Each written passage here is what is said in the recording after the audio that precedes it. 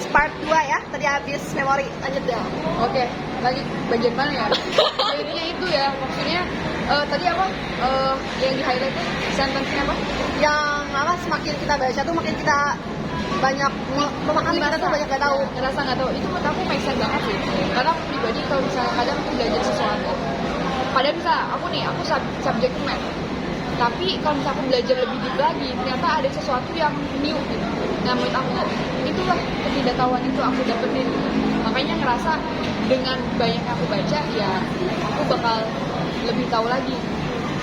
Buat gue sih Gak paham gitu. ya intinya paham. Kamu Tapi jadi di luar itu banyak hal yang kamu sadari, kamu tuh dari iya aku tahu. Nah itu deh simpelnya ya, baiknya bahasa baik boy dari mana. Nah gitu sih, benar. Nah tapi tuh yang menarik tuh gini guys, coba aku tanya ke kamu ya, tanya kamu yang nonton, tanya ke kamu. Del, aku nanya kenapa pribadi school pindah sekolah ya, kamu kan bilang itu informasinya. Ya. Pribadi school pindah sekolah.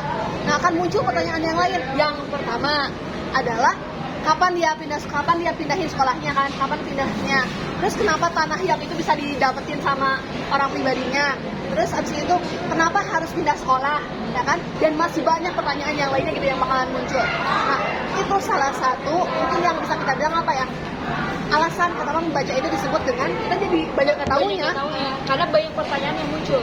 Nah itu setuju. Nah itu maksudnya, jadi kita pas baca oh ada ini, ada gitu. momen itu Ada momen setuju. Habis momen kita langsung punya pertanyaan yang lainnya gitu yang muncul. Gitu. Bener-bener make sense. Nah itu yang bikin aku kayak, kan banyak orang yang ngomong kayak membaca itu bikin kita banyak bikin kita sadar kita banyak ketahuinya ya. Iya. Tapi aku baru dapet itunya tadi. Baru dapat main point dari maksudnya kok muncul pertanyaan yang lain ternyata gitu kan. apa ya, tapi ini make sense ya.